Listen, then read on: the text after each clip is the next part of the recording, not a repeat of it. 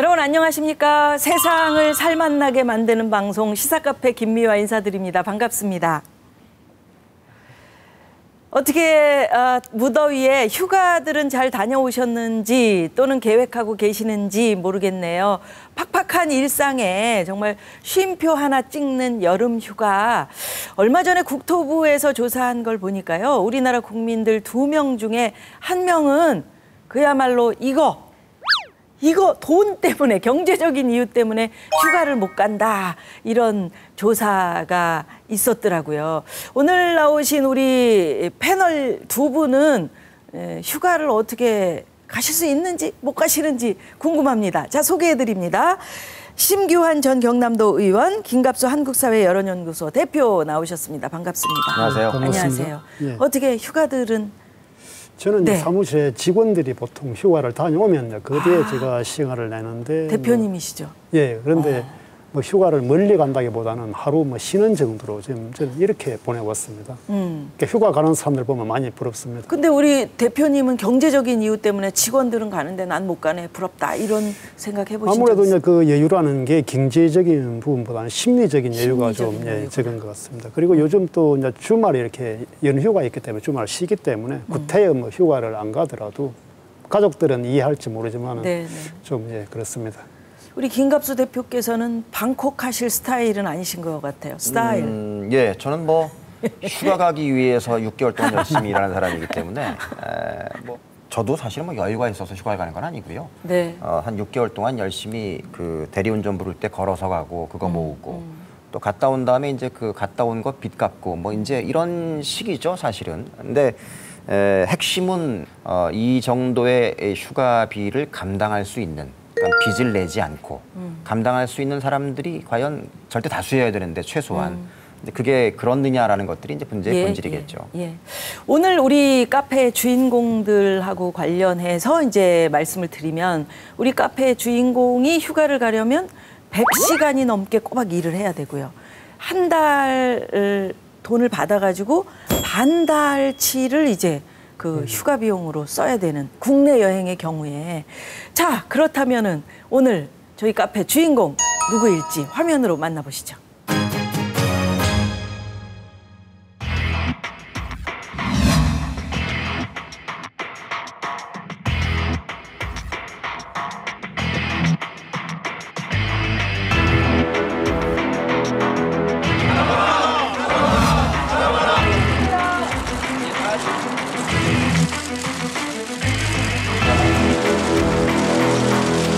경제국 수준으로 임금을 인상해서 소비가 새로 될 수 있도록 이걸 도와주시기 바랍니다.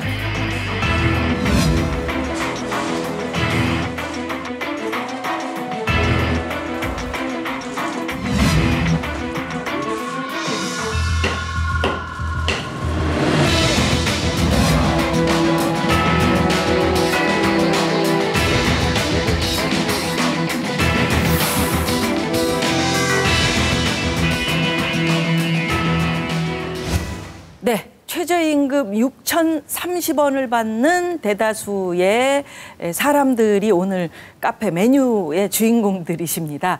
정부가 이제 내일이죠. 8월 5일에 확정 고시하면은 이제 내년부터는 6,030원으로 지급이 되는 건가요? 그렇죠. 예. 네, 6,030원 어떻게 보세요? 최저임금.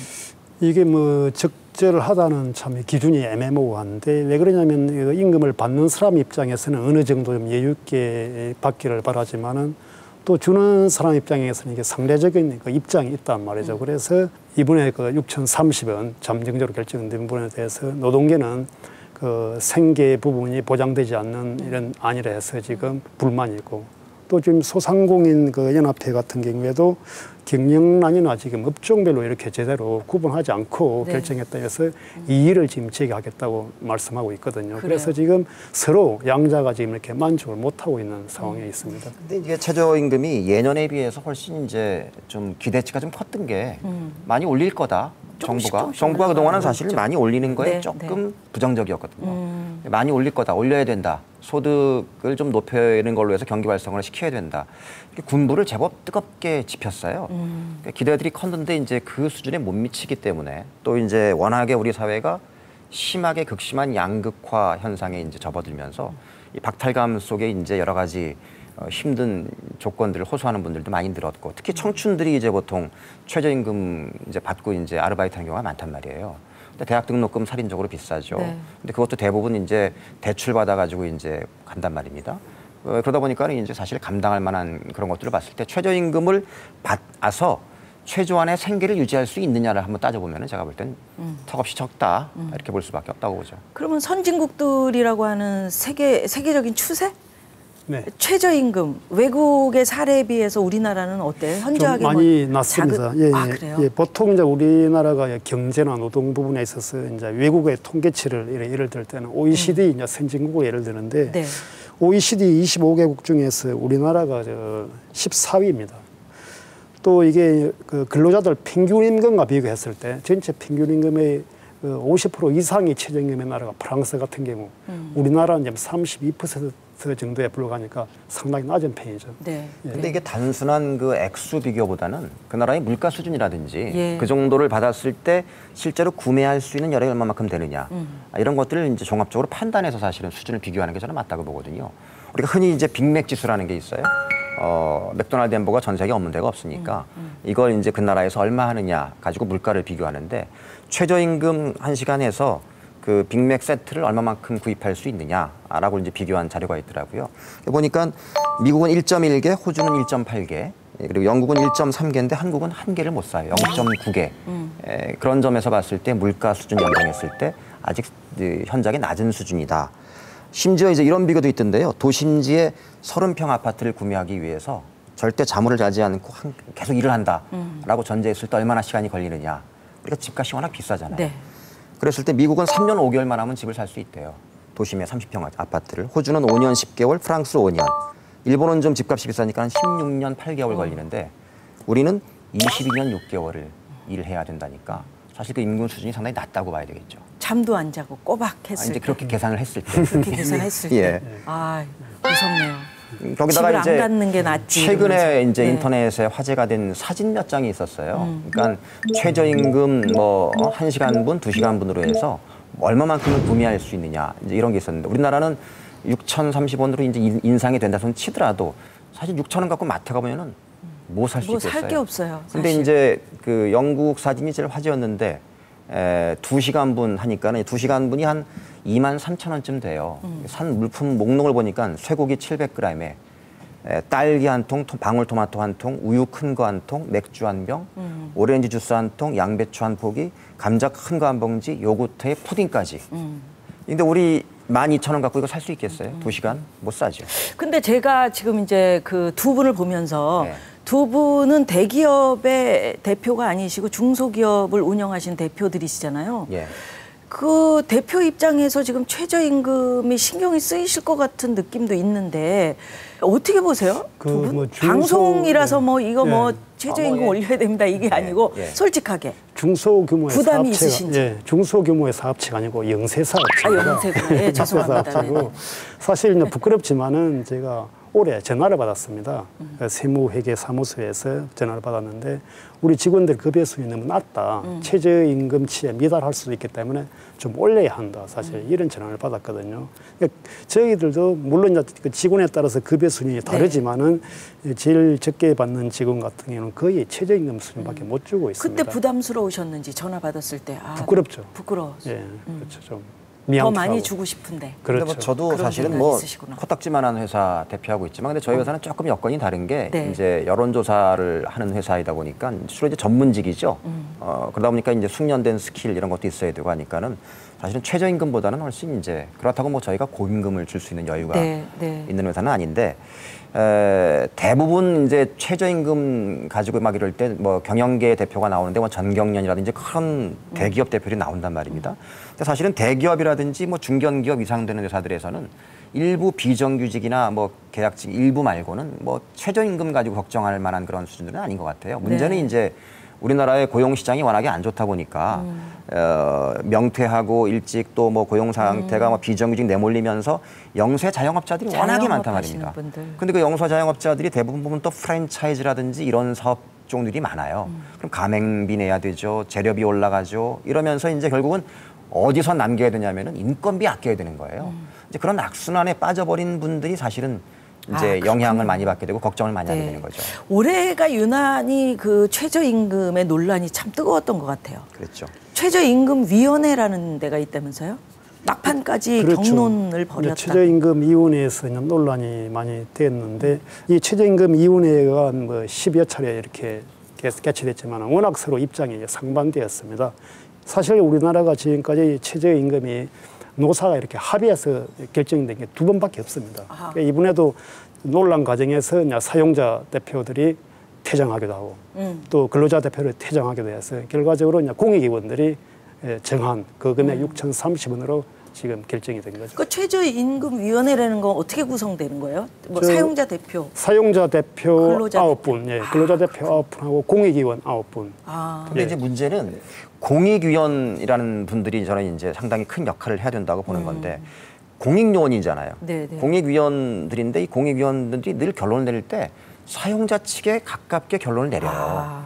그런 문제들 때문에 이게 지금 최저임금위원회가 독립된 기구이라고 하지만 사실은 대통령 명예에 의해서 설치가 된 기구고 고용노동부의 이제 지휘를 받아서 이제 일이 진행이 되는데 그래서 이제 이 최저임금위원회 자체의 그 소속 자체를 행정부가 아니라 보다 여론에 민감하게 반응할 수 있고 좀 이렇게 민의를 대변할 수 있는 국회로 가지고 와야 된다. 그런데 이번에 이렇게 근로자위원으로 참여한 분 중에 우리 청년유니온 대표가 참여했거든요. 그분이 이제 최저임금위원회에 참석하고 나서 한 말이 있습니다. 이분이 공익위원회에 대해서 뭐냐면 노사가 이런 대립하는 상황에서 공익위원들은 한쪽 편을 들기가 상당히 어려운 구조다. 그래서 공익위원들이 책임감을 발휘하기 어려운 구조다. 이렇게 지적했어요. 어쩌면 핵심을 아마 지적한 거라고 봅니다. 그렇네요. 예. 자, 그렇다면 최저임금은 이제 6,030원으로 결정이 났고요. 내년부터는 시행이 될 텐데 우리 경남도의 도민 여러분들은 이 결정 어떻게 지켜보고 계시는지 얘기 들어봤습니다. 많이 낮다고 생각을 해요. 왜냐하면 일단은 물가 자체가 좀 너무 비싸고 지금 한 2~3시간 뭐 하루 종일 일을 한다 해도 밥 한 끼 먹으면은 바로 뭐 남는 것도 없이 바로 나가고 최소 2배까지는 아니더라도 한 진짜 한 7~8천 원 사이는 이렇게 정도는 맞춰야 되지 않을까 그런 생각이 듭니다. 예. 투자를 다 안 하겠죠. 임금이 만약에 올라가게 돼버리면 투자를 안 할 것이고 그렇다고 하고 임금을 또 최저임금이 너무 낮으면 경기가 또 소비를 해야 되는 소비층인 저희 입장에서는 소비가 또 위축되고 그러면 이 악순환 될 것 같아서 한 7,000원, 7,500원 하면 경기도 좀 살리고 사용자도 괜찮고 소비도 좀 늘고 그런 효과 있지 않을까 싶습니다. 제가 알바를 많이 해봤거든요. 근데 편의점이나 뭐 좀 약간 그런 데는 거의 최저임금을 안 쳐주는 데가 많아요. 아무리 최저임금이 이렇게 딱 정해져 있다 해도 거기에 안 돼 있고 그냥 더 낮게 되어 있는 경우도 많았었어요. 최소한의 기본적으로 우리가 살아야지만 그 밑에 있는 같이 일할 수 있는 그분들도 사는 건데 근데 일방적으로 최저시급을 오르긴 하면 우리는 다 죽습니다. 자영업자도. 이 소비자 가격 단가에서 만약에 일방적인 최저임금이 많이 올라갈 경우에는 아마 가게를 지킬 수 있는 사람이 과연 몇 명 있을까 그 생각 아무리 잘 되는 가게도 운영을 잘 되는 가게도 최소한 인원을 줄이든지 그런 어떤 상업적 대책이 필요하지 않을까 생각합니다. 최저임금이 올라가야 되는 거는 당연히 이제 물가도 상승하는 거에 따라서 당연한 건데 급작스럽게 많이 올리면 이제 당장 이제 경기 활성화가 되면 물론 장기적으로 점주들 똑같이 이걸 보는 거는 맞는데 그 시간이 걸리기 때문에 지금 현재 저 같은 이제 소규모 업장을 하는 사람들한테는 당장 이제 피해를 받게 되니까 경기 활성화 소비가 좀 잘 되는 시기까지는 보통 시간이 더 걸리지 않습니까? 그래서 당장 피해 입는 그 부분 때문에 너무 많이 올라가는 거는 좀 부담이 되는 것 같아요. 주말 알바도 아니고 주중에 하루 8시간씩 아르바이트를 하는데도 월급을 40만 원, 50만 원도 채 못 받는 경우들이 있더라고요. 독서실 아르바이트 같은 경우에는. 그런 거를 최저임금을 높이는 것도 중요하지만 최저임금을 꼭 지급할 수 있도록 또 주휴수당이라든가 야간수당 같은 걸 지급할 수 있도록 그런 법안을 잘 마련하는 것도 또 중요하다고 생각해요. 공과금도 못 내고 국민연금이라든지 건강보험 너무 부담돼 가지고 지금 압류가에 들어오는 그런 상황에서 어떻게 요 최저임금을 인상을 하고 직원들 월급도 계속 밀려 있는데 그리고 뭐 계속 최저임금만 인상하고 뭐 저희는 매출은 오르지도 않고 이런 상황에서 도저히 가게는 살아날 수 없어요. 그래서 저는 뭐 최저임금도 어느 정도 되는 그 대기업체에서 할 말이지 저희 같은 자영업자, 영시업자들은 좀 적용이 되지 않지 않나 그리 싶습니다. 네, 시민 여러분들의 다양한 의견 들어보셨는데 이번에는 말이죠. 저희 카페에서 현장의 목소리, 각각 입장이 다른 이해 당사자들의 목소리를 좀 들어보고 싶어서 두 분 모셨습니다. 첫 번째 모실 분, 이 지역에서 의류 매장 운영하는 소상공인이시고요. 정기철 사장님 나오셨습니다. 어서 오세요. 어서 오십시오. 네, 차도 한 잔 좀 드리겠습니다. 현장에서 매장 운영하신다고요? 예, 저는 지금 창원 이제 합성동과 네. 그리고 신월동에 두 군데 이제 그 등산복 의류 매장을 운영하고 있습니다. 두 군데나 하시면 부자시네요. 아, 속을 들여다보면 그렇지는 않습니다. 요새 등산복 매장도 워낙 많이 생겨서 경쟁이 좀 치열하다면서요? 예.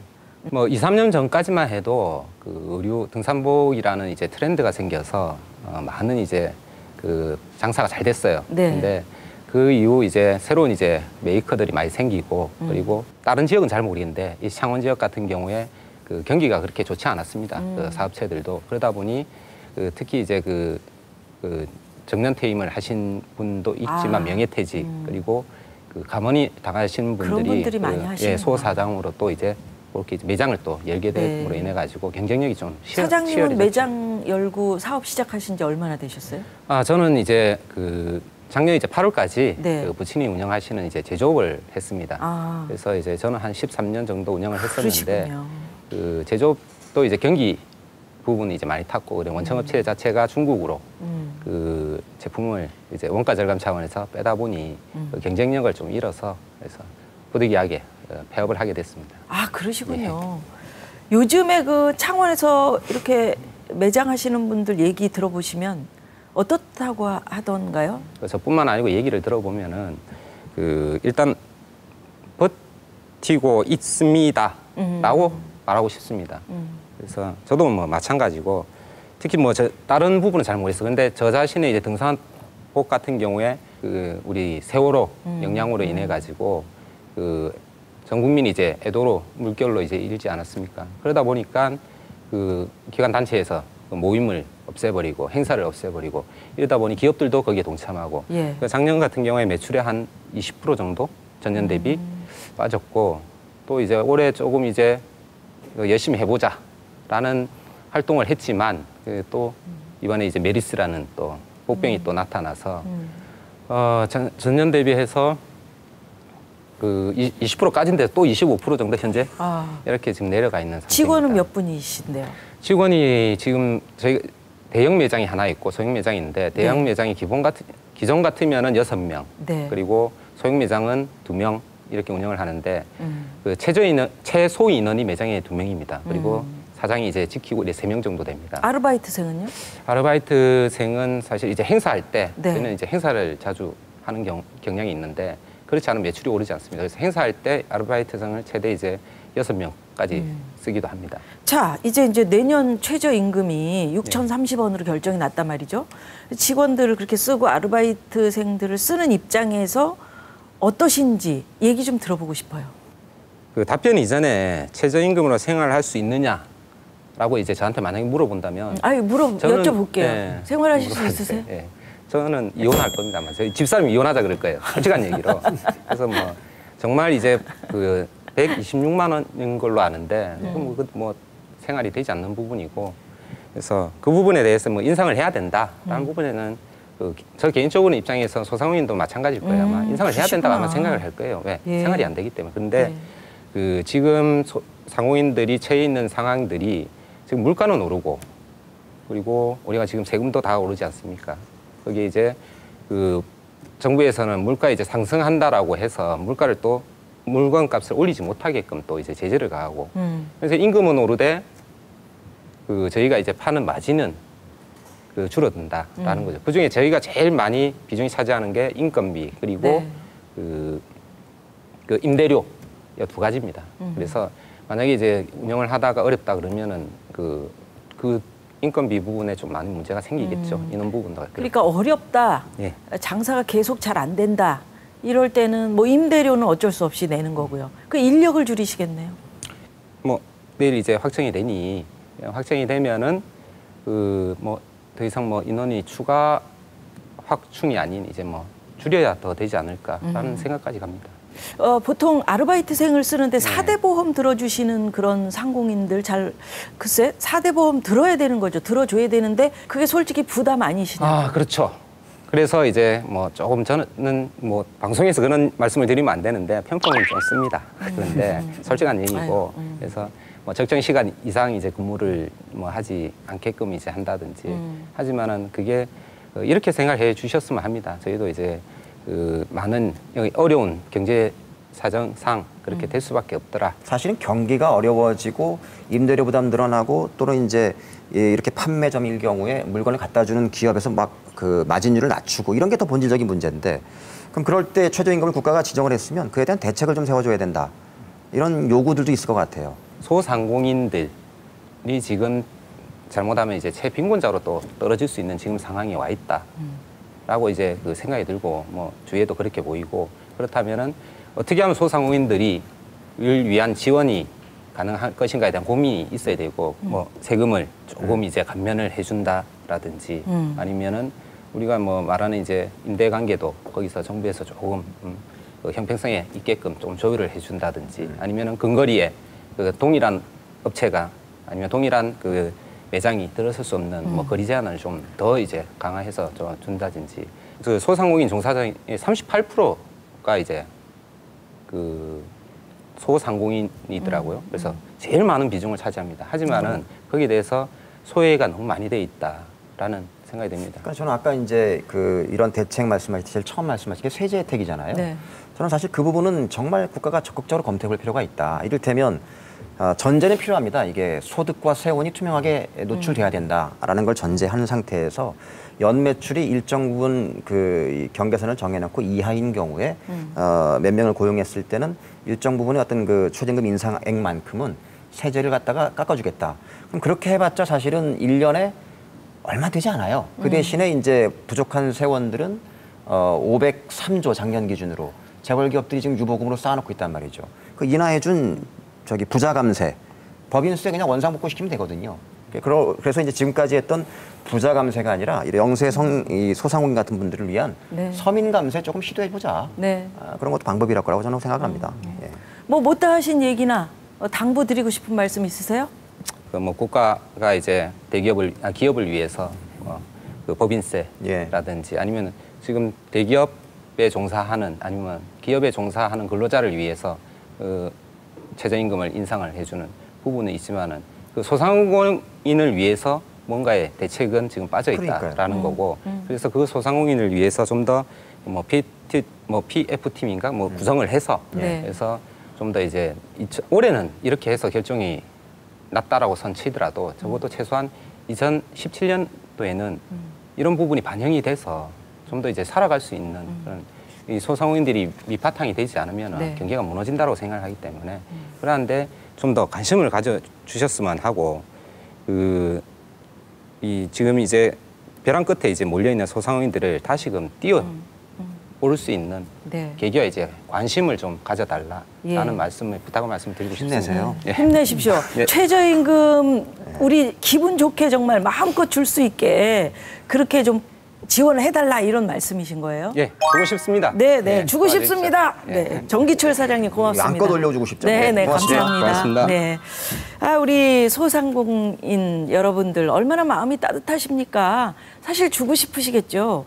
자, 그러면 여기서 여기 창원에서 말이죠, 최저임금을 받고 살아가고 있는 젊은 청년을 한 번 더 모시고 또 얘기 나눠보죠. 예, 어서 오십시오. 예, 우리 이승철 씨입니다. 반갑습니다. 예. 패셔니스타. 아예 아닙니다. 저는 패션 남들 욕합니다. 현재 어떤 일 하고 계신지 좀. 지역에 지역에 네. 그 문화주 활성화 콘텐츠 개발을 하고 있는 업체에서 일을 하고 있고요. 아, 그러시군요. 예, 예종이라는 회사에서 일하고 있습니다. 네. 현재 최저임금을 받고 일하고 네. 계신다고요? 네, 최저임금 받고. 최저임금이라면 어느 정도? 이제 시급으로 치면 5,580원이고 네. 월급으로 치면 116만 원 정도 아유, 되는 116만 원. 금액이고 이제 뭐 4대 보험 빼고 하면 실질적으로 이제 109만 원, 106만 원 이 정도 되는 금액으로 받고 일하고 있죠. 결혼 아직 안 하셨죠? 예, 아직 결혼을 못했습니다. 그러니까 천만다행이에요. 그렇죠. 아니 109만 원 가지고 만약에 네. 3인이나 2인 그다음에 부모님까지 함께 사신다. 네, 제가 같이 그럼- 살고 있어요. 아, 그래요? 예, 예. 어때요? 생활이 어려우세요? 솔직히 제가 부모님한테도 좀 돈을 좀 드리고 싶은데 현실적으로 그럴 수도 없는 상황인 거고 저도 제 생활을 하려고 하면 이제 뭐 식대라든지 교통비라든지 통신비라든지 이런 기본적으로 들어가는 비용뿐만 아니라 이제 뭐 문화적으로 어떤 문화적 뭐 활동이라든지 아니면 뭐 의료급여비 이런 거는 엄두에도 뭐 그 할 정도로 그렇게 살아가고 있습니다. 그 창원이 또 집값이 비싸다고 그러는데 집을 예. 장만하긴 뭐 엄두도 안 나겠네. 그렇죠. 집 장만하기로는 거의 이 동네에서는 할 수가 없죠. 언제 거의. 집 장만하려고 그래요? 지금 현재 추세로는 다음 생에나 아마 다음 생에 아이고. 아이고 그래서 우퍼다 이런 얘기 오시면 되게 웃네요, 진짜. 아, 진짜. 네, 그래서. 다음 생에 어떻게 친구들은 네. 보통 어떻게 지내요? 그러면 다 같이 그런 생각을 하고 있어요. 젊은 친구들이 모이면 어떤 얘기하는지. 보통 이제 대기업 나온 친구들은 아니고 그냥 중소기업 다니는 친구들도 이제 최저임금 받고 살고 있는 건 현실이고 이제 특근이랑 이런 것들을 하니까 어느 정도 이제 그 수입으로 일을 하고 있는데 이제 보통 그런 친구들은 보통 한 8시 반쯤 돼야 마치거든요. 그러면 이제 그 친구를 만나거나 뭐 아니면 다른 어떤 문화생활을 한다거나 하는 건 엄두를 내기도 힘들고 그냥 보통 이제 빨리 이제 그 하루를 정리하기 위해서 술을 많이 먹는 친구들이 많고 예, 그렇게 해가지고 살아가는 친구들이 좀 저축은 많죠. 안 해요? 저축? 저축도 그 친구들은 좀 하고 있긴 했죠. 공장 다니는 친구들 같은 경우에는 어느 정도 이제 잔호수당이라든지 이런 게 나오니까 어느 정도는 하고 있기는 있는데 그걸로 이제 뭐 큰 돈을 목돈을 모을 수 있는 수준은 아니죠. 남 얘기하지 말고 우리 승철 씨는 못하니까 남 얘기하는 거잖아요. 그렇죠. 예. 저도 저축은 거의 못 하고 있습니다. 못 하고 있어요. 예, 그러니까 거의 솔직히 저 같은 경우에도 지금 임금으로는 안 되고 예. 저도 알바를 조금씩 하거든요, 주말에. 투잡으로. 예, 그러니까 주말에 조금씩 일이 들어올 때 이제 한 번씩 알바 같은 걸 해가지고 하고 있는데 현실적으로 최저임금으로 살기는 힘들죠. 알바를 해야 근근히 네. 유지를 할 수 있는. 근데 이제 최저임금이 내년부터는 6,030원으로 예. 이제 오르잖아요. 예. 그거 어떻게 생각해요? 뭐 이제 한 10만 원 정도 오르는 거잖아요. 그 월급으로 쳤을 때. 근데 뭐 솔직히 10만 원이 오른다고 해서 솔직히 크게 이제 피부를 얻는 건 별로 없는 것 같아요. 그러니까 뭐 단지 뭐 옷 하나 더 사 입을 수 있는 정도? 예, 그냥 조금 이제 옷 하나 더 사 입을 수 있겠네. 뭐 부모님들도 뭐라고 하시거든요. 우중충하게 입고 다니니까. 근데 부모님이 좋아하실 만한 그나마 옷 한 벌 할 수 있겠네 정도가 되겠죠. 그럼 그렇다면 최저임금은 어느 정도가 좀 적절하다고 생각합니까? 제가 한번 생각을 한번 해봤거든요. 네. 그러니까 제가 지금 딱 살아가고 있는 걸 보니까 적어도 한 월급이 한 150만 원 정도는 돼야지 않냐, 최소 비용이. 근데 그거를 이제 뭐 시급으로 계산을 해보니까 한 7, 8천 원 정도 되는 비용이더라고요. 한 그 정도는 좀 시급으로 받아줘야 그나마 좀 이 저축을 할 수 있는 좀 이렇게 그 부분 되지 않을까 생각을 하고 있습니다. 그 아까 의류 매장 경영하시는 그 소상공인 네네. 나오셨잖아요. 네네. 대표님 얘기 들어봤는데 마음속으로는 정말 주고 싶은데 네. 너무 장사가 안 그렇죠, 된다 그렇죠. 이런 말씀하세요. 네, 네.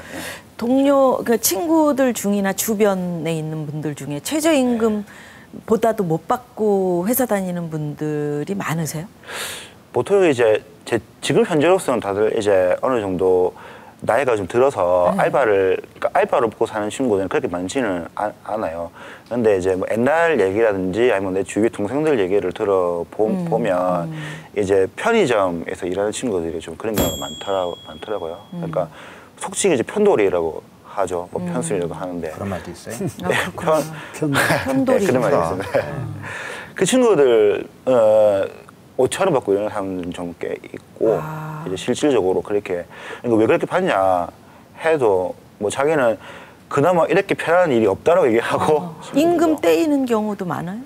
임금을 떼이는 경우도 있는데 특히 또 요즘에 또 많이 듣는 얘기가 친구들이 하는 얘기가 퇴직금을 못 받는 경우가 많다고 얘기를 많이 하더라고요. 그러니까 이제 뭐 1년을 일하면 퇴직금을 주어지게 돼 있잖아요. 예, 예. 근데 알바든 이제 그들이 일하는 노동에 대한 대가를 받아야 하는데 이제 퇴직금을 받고 나오는 경우가 많아가지고 이제 뭐 저한테 술 한잔 하면서도 얘기하는 친구들도, 그러니까 동생들도 많고 좀 그렇습니다. 아니 근데 뭐 예. 그런 거 못 받으면 바로 신고하고 아까 그리고 신고하면 뭐 불이익 당한다 이런 얘기 하셨잖아요. 그러니까 저도 옛날에 다른 회사에 일했을 때 경우가 있었는데 저도 계약서 자체가 문제가 있더라고요. 이게 그래서 저도 뒤에 알게 된 거죠. 이 계약서가 문제가 있다라는 걸. 근데 이제 그 회사에서 이제 끝나고 이걸 어떻게 해야 하냐라는 고민을 좀 많이 했어요. 저 같은 경우에도. 그런데 이제 저도 이제 그 비슷한 부류의 일을 하러 가려고 좀 생각을 했는데 과연 내가 이제 신고를 해가지고 이제 그게 다른 회사에 소문이 나게 되면 어떻게 해야 하냐. 그러면 나는 이제 그쪽 계통으로 일을 할 수 없는 게 아니냐. 그런 좀 고민이 좀 있었고 또 보통 이제 협박을 많이 하시더라고요. 제 주위에 있는 사람들 중에서도 협박을 많이 하니까 어차피 네 신고해봤자 돈 못 받는다. 이런 식의 협박들 많이 하더라고요. 그리고 이계통에서 일 못한다. 네. 그리고 또 네가 신고해봤자 해결되는 거 없다. 이렇게 하는 경우들도 많더라고요. 주위에 친구들 얘기 들어보니까. 그런 게 많죠. 힘내요. 괜찮습니다. 자, 그러면 우리 청년들이 행복하기 위해서는 어떤 네. 대책을 세워야 할지 뭐 좀 생각해 보신 거 있으실 것 같아요. 제가 지금 무엇을 하든 이제 실패를 하든 다르게 또 재도약을 할 수 있는 조건만 갖추어진다면 어느 정도 이제 자신이 하고 싶은 거라든지 아니면 얘기하고 싶은 거라든지 자유롭게 할 수 있을 거라고 생각을 하고 있고 그래서 이제 뭐 정부에서나 아니면 지자체에서도 이제 그런 완충작용을 할 수 있는 여러 가지 그 상황들을 만들어 주신다면 저희 같은 청년들도 이제 자신이 하고 싶은 거 하고 아니면 좀 비록 지금이 좀 힘들더라도 내일이 있으니까 이제 그래도 내일 보고 활동할 수 있지 않을까 생각을 좀 하고 있습니다. 예. 정말 내일은 해가 뜰 겁니다. 힘내시고요. 예. 화이팅입니다. 그래요. 최저임금 받고 생활하고 있는 우리 힘내고 있는 젊은이 이승철 씨 얘기 들었어요. 감사합니다. 감사합니다. 네. 어떻게 보면 을과 을의 대립이라고 그럴까요? 지금? 그렇죠. 그렇죠. 예. 소상공인들, 영세 자영업자들과 최저임금 받으면서 아르바이트하거나 일하는 분들은 둘 다 사실은 이 피해자들이죠. 피해자들이고 그 국가가 사실은 이제 늘 우리가 대기업과 재벌기업의 뭐 환율부터 시작해서 상당히 많은 법인세도 깎아주고 그러면서 계속 그런 것들을 할 때 내세웠던 명분이 이른바 낙수 효과라는 거였잖아요. 트리클 다운 이펙트라고. 근데 그런 부분들이 하나도 내려오지 않은 상태에서 더군다나 이제 또 하나의 본질적인 문제는 노동시장이 굉장히 무너지면서 이제 결국 닭집이나 해야 되겠다. 뭐 해야 되겠다. 이런 식으로 내몰리는 사람들이 너무 많은 거예요. 그런데 이제 그런 분들을 위한 아까 말씀드린 그 서민 감세라든지 또는 그런 분들을 위한 지원 대책 이런 것들은 하나도 없는 상태에서 아까도 이제 우리가 그런 얘기했지만 저는 옆에 우리 청년 얘기 들으면서 기성세대 입장에서 굉장히 미안하고 부끄러운 거예요. 저희들은 사실 그때는 뭐 경기가 좀 좋았던 시대라고 하지만 그래도 꿈과 희망이라는 것들만큼은 마음속에 품고 살 수 있었거든요. 맞아요. 근데 지금 청년들한테는 사실은 내일이 없단 말이에요. 오늘 살기도 급급한 청년한테 미래에 대한 꿈과 희망을 만들어주지 않는 사회가 어떤 희망이 있겠어요. 굉장히 미안한 거죠. 이번에 최저임금위원회에서 근로자 대표로서 앞에서 언급한 우리 청년유니온 대표 또 소상공인 대표는 진짜 사용자 대표로서 갔는데 오히려 청년유니온 대표가 한 말이 오히려 경영계의 대표, 사장들보다는 소상공인들의 대표 말에서 더 진실감을 느꼈다 이런 말씀을 하셨거든요. 그래서 어쩌면 입장은 서로 상반되지만 서로 입장을 더 잘 이해하고 있다 이런 부분을 오늘 이렇게 이제 여러분들 모시고 두 분하고 얘기 나누면서 사람 값이 너무 싸다. 그러니까 우리 사회 왜 그릇을 써도 싼 그릇은 이거 깨트려도 그냥 아깝지 않잖아 이런 생각 들잖아요. 막 써도 그냥 괜찮잖아 이런 생각.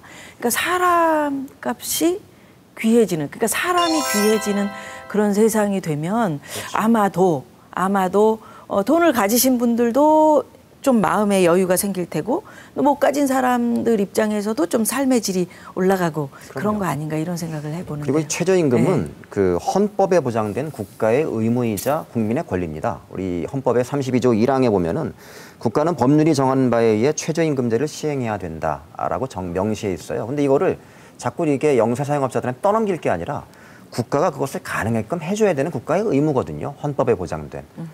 그런 점에서 저는 정부가 그냥 올리세요, 주세요, 안 주면 단속 이게 아니라 주게끔 해줘야 된다.